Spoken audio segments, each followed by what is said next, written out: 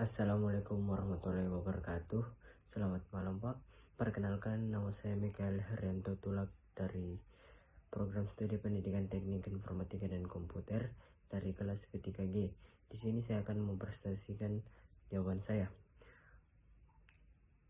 Soal yang pertama, cari dua kondisi ataupun beberapa kondisi diagram state.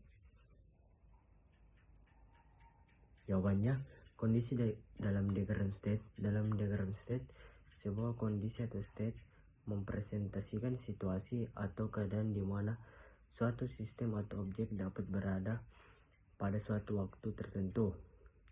Kondisi ini bersifat stabil atau pasif, artinya sistem akan tetap berada dalam kondisi tersebut sampai suatu kejadian atau event memicu untuk berpindah ke kondisi lain.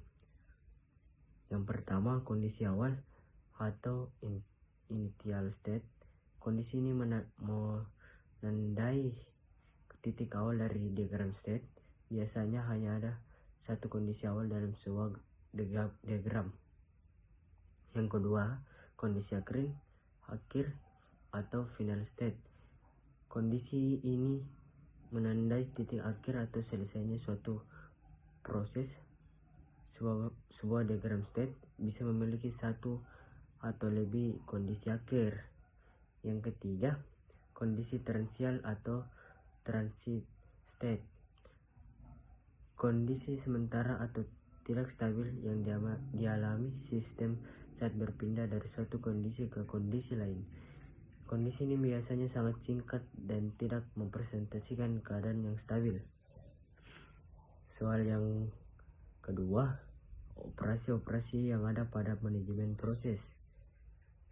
Jawabannya, pembuatan proses, membuat proses baru, penghapusan proses, mengakhiri proses. Yang ketiga, penundaan proses, menghentikan sementara proses.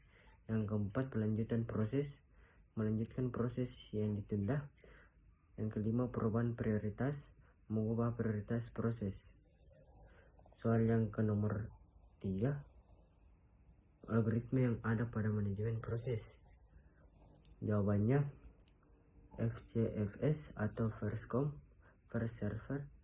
Proses yang datang pertama dilayani pertama, sederhana tapi bisa menyebabkan konvoy event. Yang kedua, SJF shortest job first.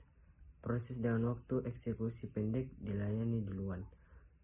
Optimal untuk minimalkan average waiting time, tapi sulit diimplementasikan karena sulit mengetahui durasi proses.